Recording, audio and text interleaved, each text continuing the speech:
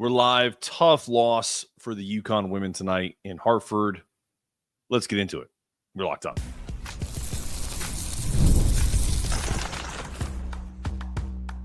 You are Locked On UConn, your daily podcast on the UConn Huskies, part of the Locked On Podcast Network, your team every day.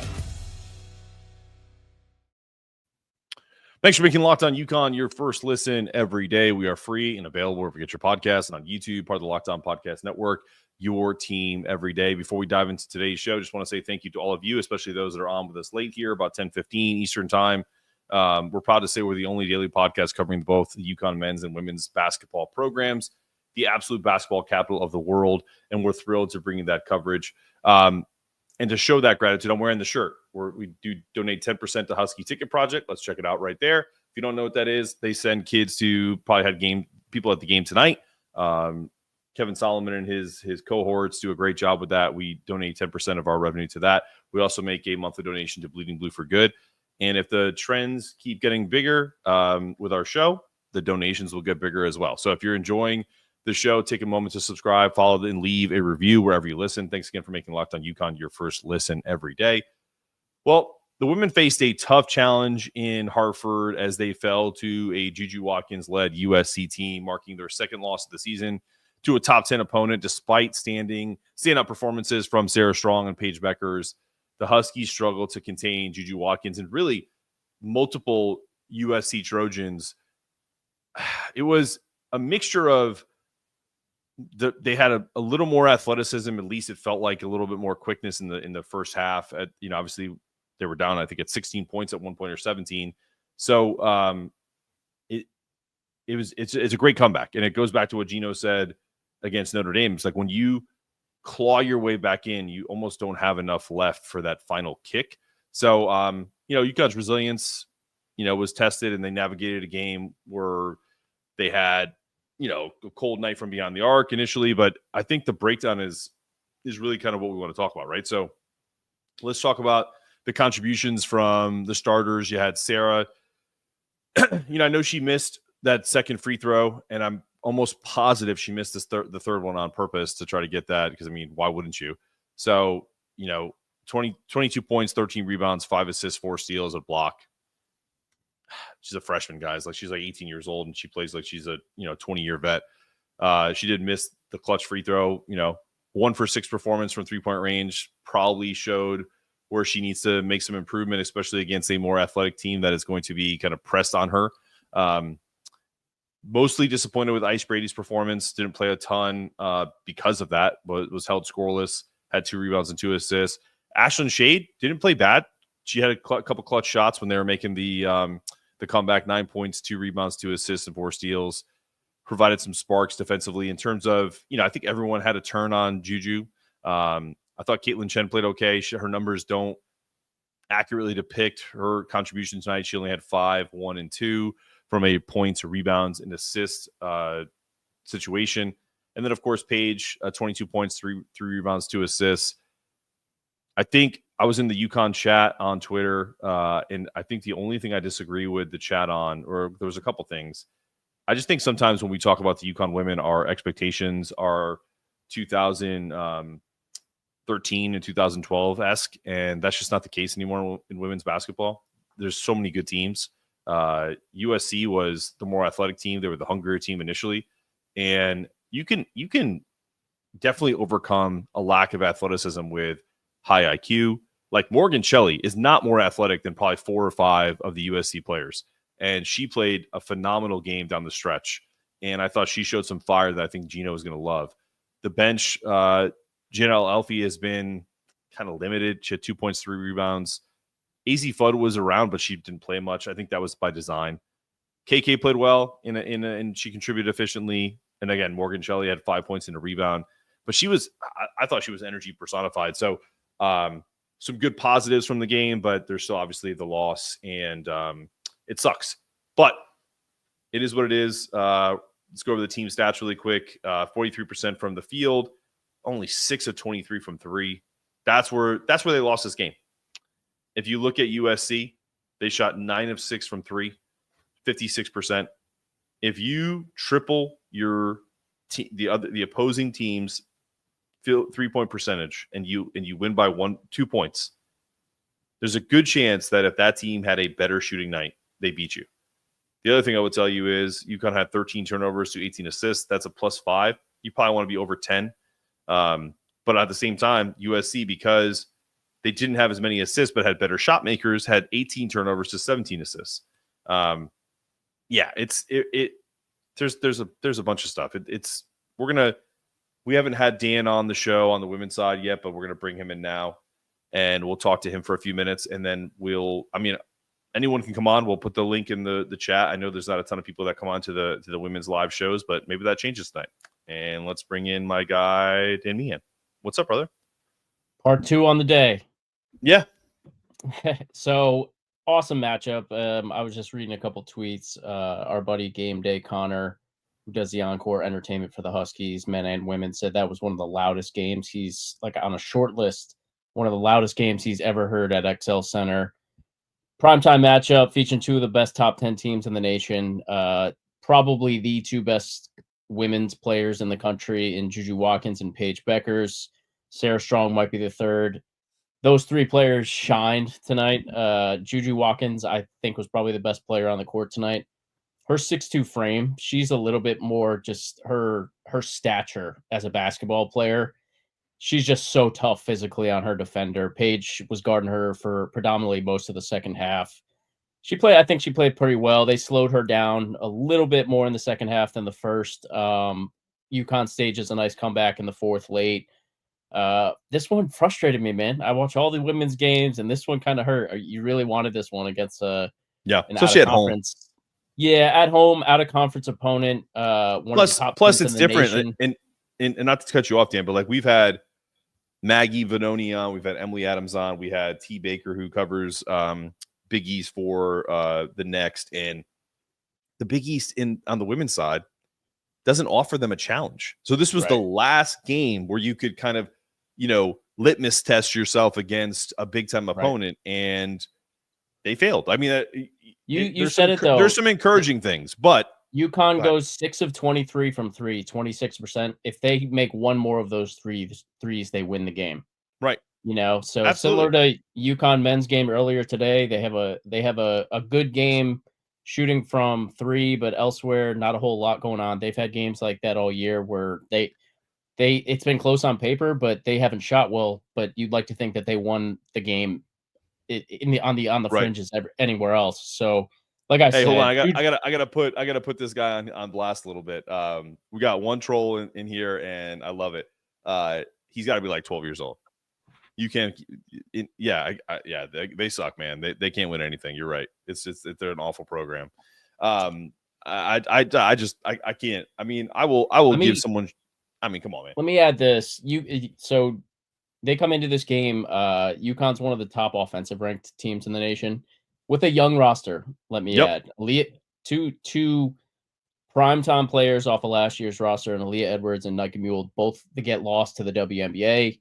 Aaliyah Edwards was a 6th overall pick in the draft. She was a massive part of this team last year. Those are 2 really good senior players. This UConn team is very young outside of Paige Beckers and AZ Foot, who's been hampered most of the season. She's coming off an injury, and then she just got injured again. She was, limited minutes tonight, probably still, nursing that injury, coming off of it a little bit. But this is a young roster. Sarah Strong, unquestionably one of the best players in America already. She shined tonight. She had 22, 13, and 5 with 4 blocks and a steal. Unbelievable output for a freshman. She doesn't get the shot at the end to go, but what else can you ask for? This team will keep growing. And USC that's an old roster. 4 out of their 5 players, 3 players are seniors, returning players. Juju, one of the best players in America, is a sophomore, and then they have one other player in the starting 5 that's a freshman. I mean, it's a good litmus test game, like you said, against the primetime opponent that they're probably going to see potentially later on in the year if they do go far in the tournament. Let's take a quick break and give our friends at, let's see what the ad is. I feel like I should know this by already. I do this all the time. Our friends at Game Time, and we will go from there.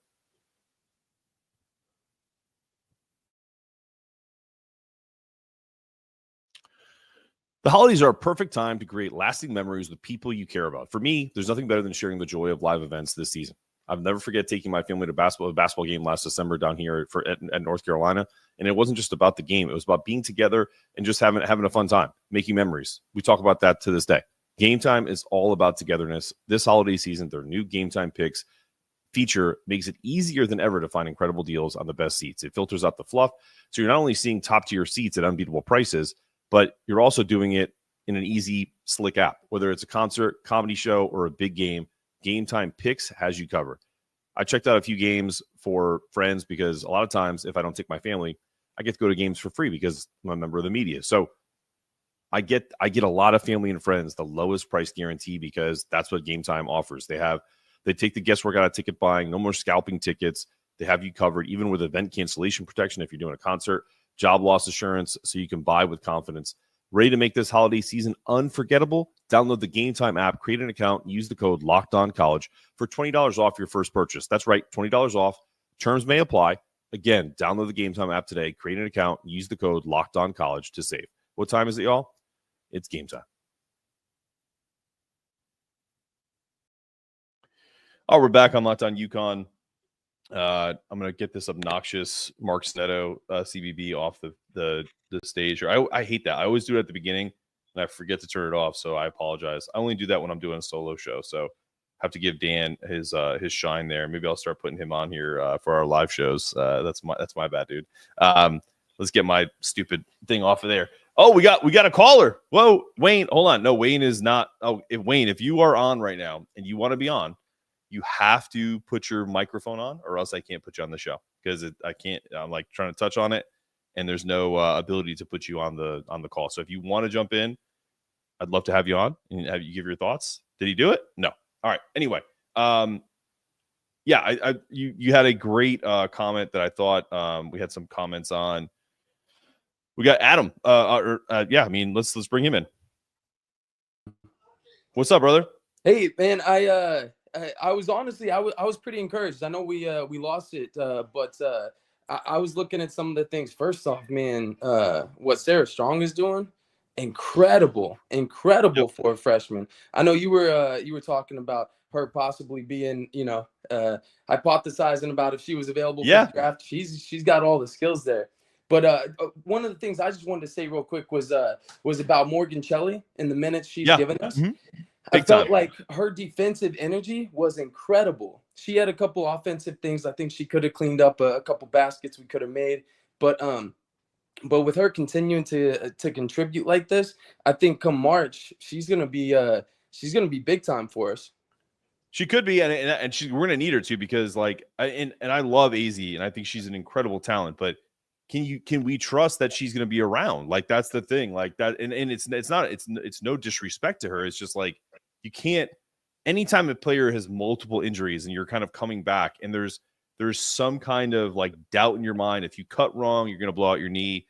I feel like she's going through that right now. You can kind of tell about that tonight. You could see that she was kind of hesitant, and that's probably why Gino didn't play her a ton. I don't know the minutes restriction she had right now, but she was 0 of 4 tonight. She was 0 of 1 from 3. She only played 8 minutes. So maybe she only had like maybe a 10 or 12 minute restriction.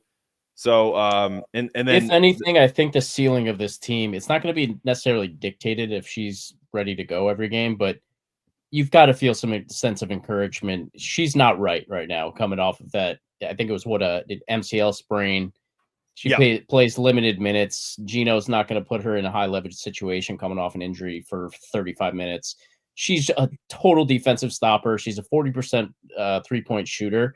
The ceiling of this team is just going to be so much higher if she's ready to go every night.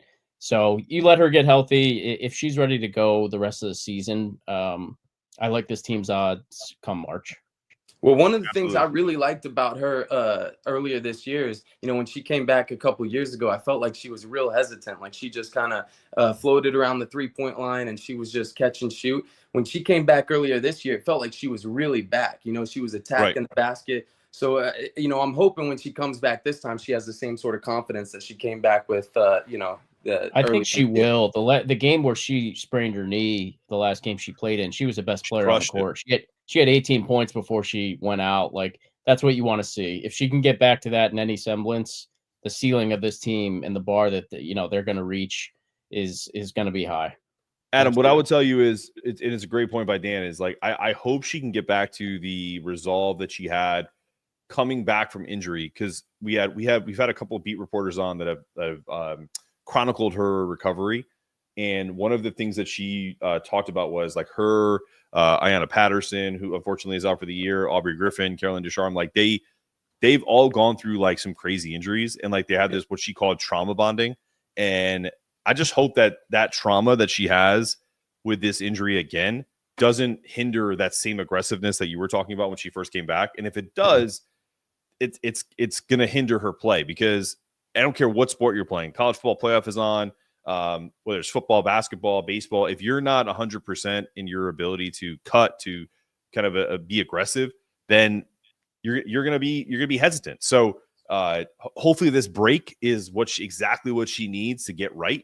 And it's probably why Gino didn't push her to play more than 8 minutes tonight. I mean, I would assume so. Yeah, you've got the Christmas break coming with significant. This is the last opportunity in the season where you're going to have more than a week in between games to kind of get your body right. It's similar to the way UConn didn't bring Ahmad Noel back prematurely earlier today. Just give them some time to rest. I think the next game that UConn women have is 27th or 28th against Providence. Also, you're right. And also, Adam, we talked about this earlier. Like, it's unfortunate, but the Big East on the women's side is not that much of a challenge for the UConn women. They just dominate. They run through it. Creighton's decent. Georgetown came in and had 2 guards that were averaging 21 and 15 on the year, and they shut them down and won by 30. So I think I was on a show and they asked me, what do you look forward to in the Big East season? I said relief.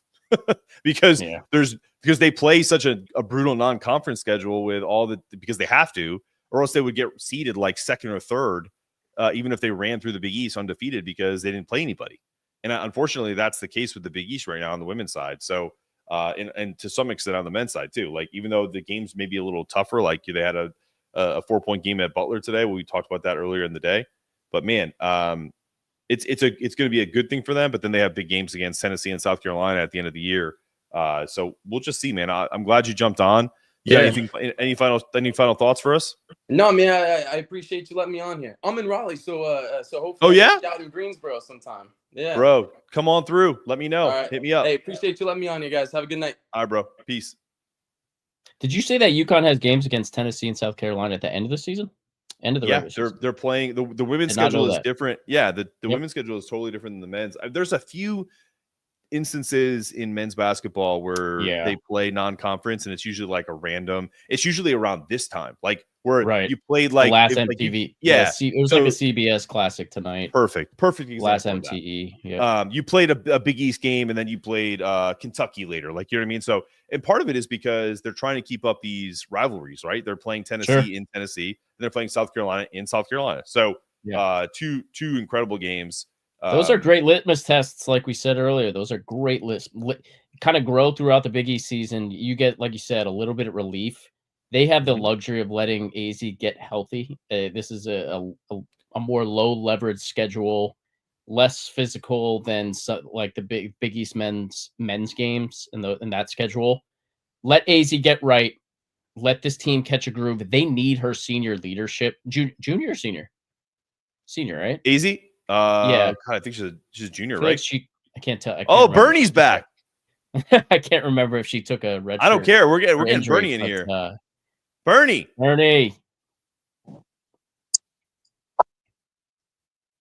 Bernie, you with us?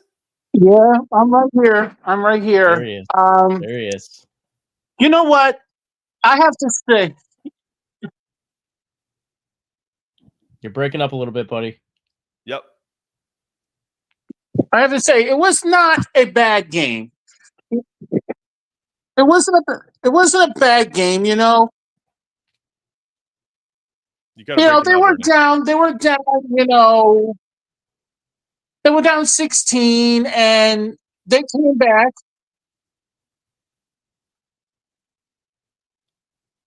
All right, Bernie, I'm dropping you for a second, buddy. I hate to do it, but I'll just go back to the point I was going to make. This team is a younger roster. They lose some veteran leadership in Nika Mule and Aaliyah Edwards off last year's team. AZ is going to be important, not only just like because she's a great player and brings this team's ceiling to another level when she's on the court, but her presence out there, her and Paige they just have such good, they've been together on this team so long and been through so much, both of them injury wise. Like they have something going on the court where there's so much synergy there. Caitlin Chen's a great veteran leader. She's been through the thick and thin in the Ivy League. And Sarah Strong, a freshman. Someone in the comments earlier made a comment that her comp is Maya Moore. I couldn't agree more. Like she's a beast. We got 3 more years of runway with her. But yeah, looking forward to the rest of the season with Big East play getting going against Providence in a week. They're not back to campus playing at Gamble, I think, for at least over a month. I think January 17th. So a couple games at XL Center, kind of keep that good crowd going over the winter months. And I just want to make one last comment. That I think it was under the 2 minutes, the foul where Paige was setting a screen on the right wing. Oh, God. Was eerily reminiscent of Aaliyah Edwards' foul call against Iowa in last year's Final Four. That was creepy to me how similar those two were. Borderline call, could have gone either way. Doesn't go UConn's way, but again, once they get fully healthy, I like their chances. I'm going to call out this dork right here. Gino has lost the team, bro. Let me tell you something, Jimmy. You should change your name to not Jimmy Page, because I don't think you're as cool as the dude who plays the guitar.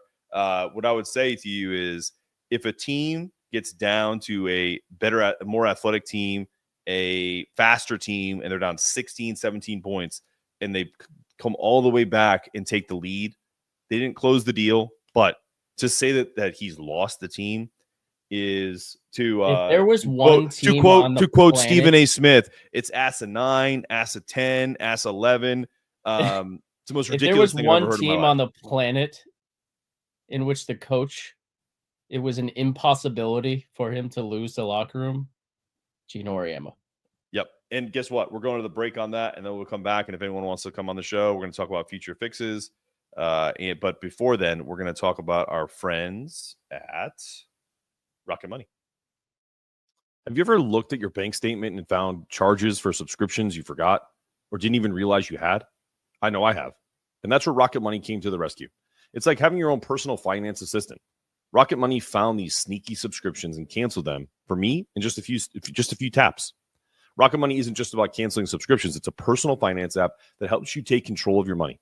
Whether it's finding and canceling unwanted subscriptions, monitoring your spending, or even lowering your bills, Rocket Money brings everything together in one great place. With over 5 million users and 500 million saved in canceled subscriptions, Rocket Money members save up to $740 a year using the app's premium features. For me, the subscription tracker has been a game changer. I've canceled a few services I wasn't even using anymore, and I've saved so much money, and I've used their goals feature app. It's helped me automatically set aside money for the future without stressing things like vacation, stuff like that. Take control of your finances with Rocket Money. Go to rocketmoney.com/lockedon today. That's rocketmoney.com/lockedon.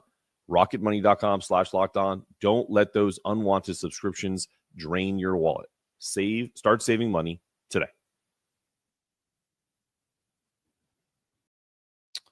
All right, we're back on Locked On UConn. Let's get Bernie back here. Hopefully he has a better signal, and then we're going to get out of here. So just late at night. What you got, Bernie? Yeah, I'm sorry. My phone was acting up. I could hear myself talk. That's why my phone. I apologize. I'll just say this. Okay, and I'll be Go ahead. People are getting really down on UConn. Okay, they lost by 2, and they had a chance to tie it at the end. If Sarah Strong hit those last 2 free throws, she missed those 2 free throws, and she made a bad shot. But if they had lost by 16, like they were down big in this game, and the way they fought, and the way they came back in that second half, and then they took the lead, man.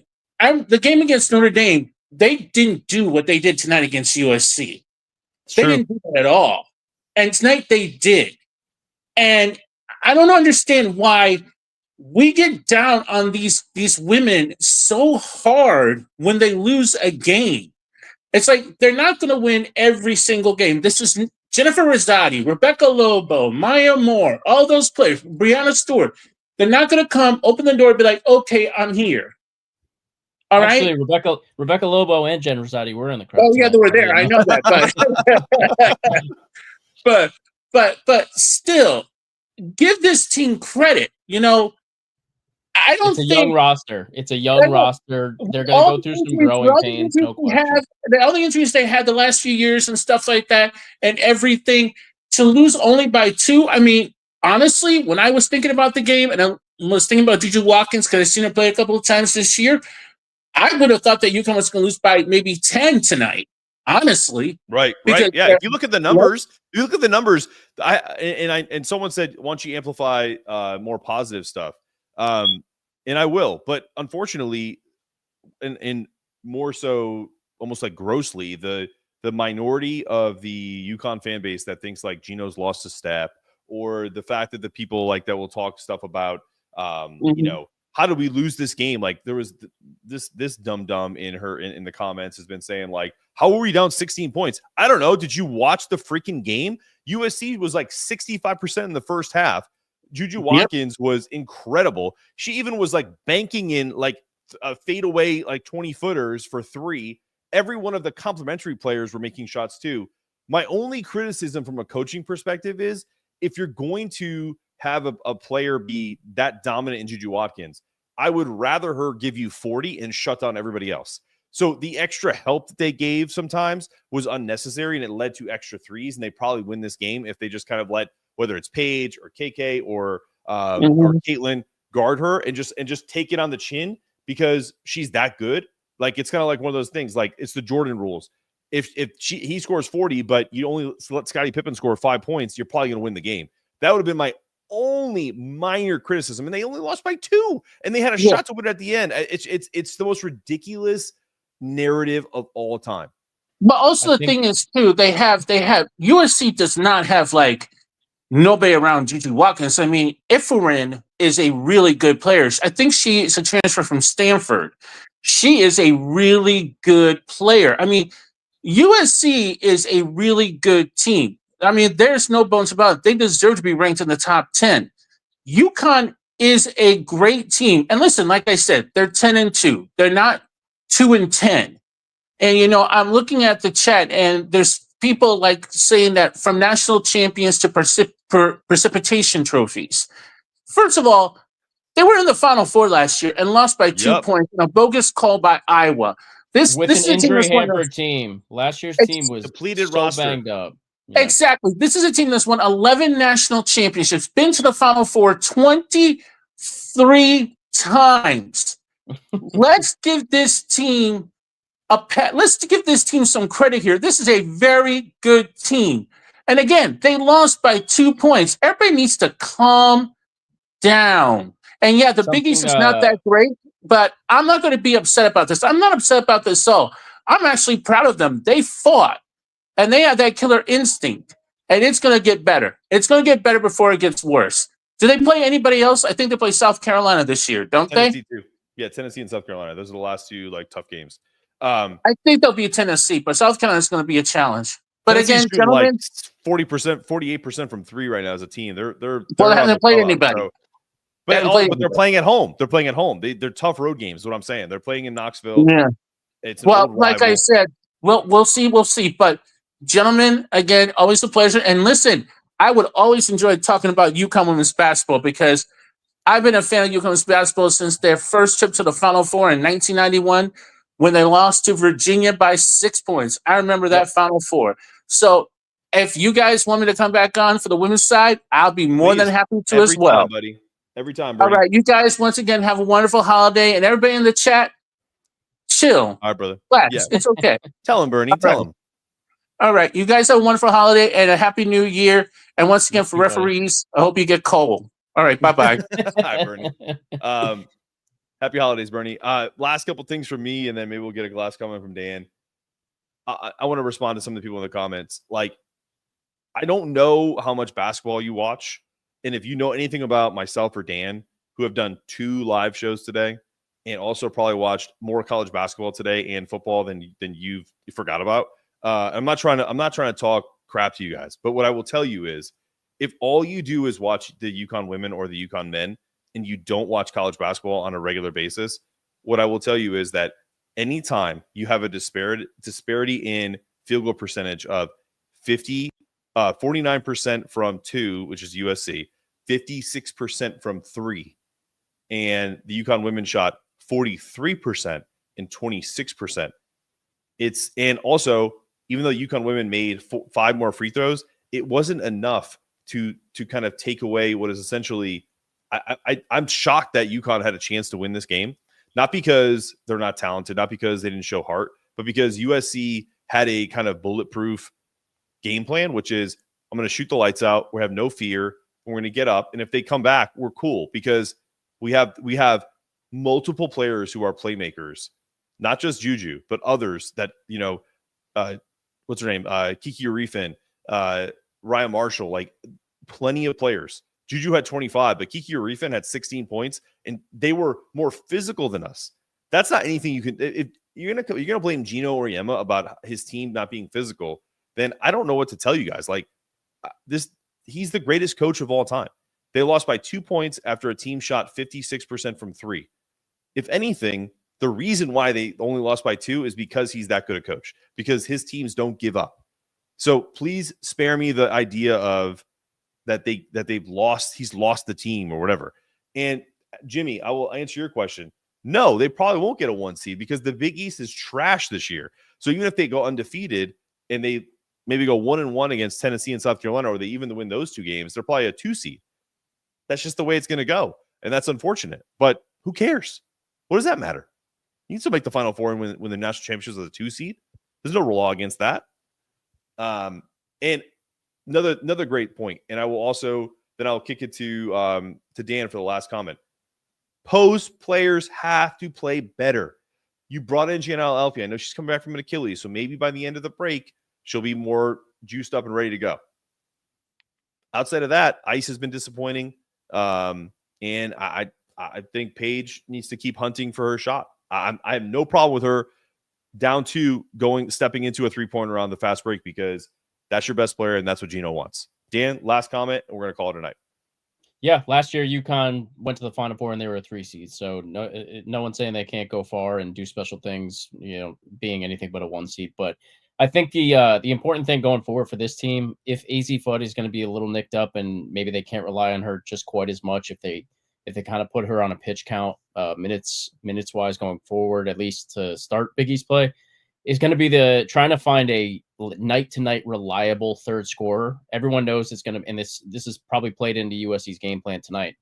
They knew AZ wasn't going to be right. So it's almost like what you said, how you wanted to kind of let Juju get hers and then shut down everybody else. That might have been what USC was doing a little bit with tonight against UConn.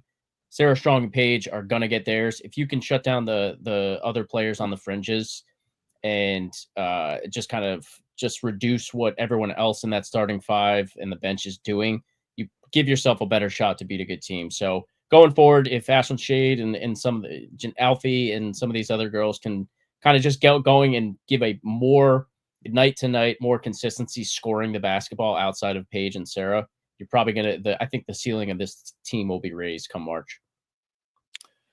Fantastic. Jimmy, thanks for the super chat. Yeah, I don't even know if you guys knew that was a possibility. I think the super chats are on. If you want to throw us a tip here and there, Jimmy just threw us a little money. That's fantastic. That goes to the coffers. I have to bring something up before we go, and then we're going to call it a day. I know some of you won't care about this, but I think it's worth noting that for all of the efforts that myself, Dan, and some others behind the scenes are doing, today was our biggest day at Locked On UConn in terms of downloads, how this podcast makes revenue. And honestly, who the biggest winner of all these downloads is? It's not me. It's Husky Ticket Project. Because when Husky Ticket Project gets their donation check from me every month, before, it was nice. It was modest. We'd send a few kids to some games and we're doing the nice thing. But we had 30, almost 30. Let's see what the actual like live chat is right now. I'm going to refresh it. I feel like I'm on Facebook right now. Like, how many subscribers do we have? 30,800 downloads as of right now. Wow. Today. And there's an hour to go in the evening. So we really appreciate you guys. Remember, and Adam, thank you so much for the super chat. Yeah, whatever you donate, like that $9, 10% of that's going to Husky Ticket Project. So you probably sent a kid to a UConn women's basketball game in the future. So really appreciate you guys supporting us and supporting the men and the women, and obviously all of UConn athletics. So again, really appreciate y'all.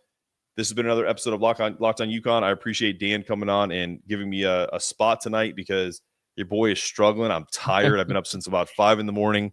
I'm doing multiple shows, Substack stuff. It's crazy, but you know what? It's all worth it because we have to talk to you, fine people every day, and come see us on Monday because guess what? The music never stops. Even on the holidays, there'll be shows all next week. Have a great night, y'all.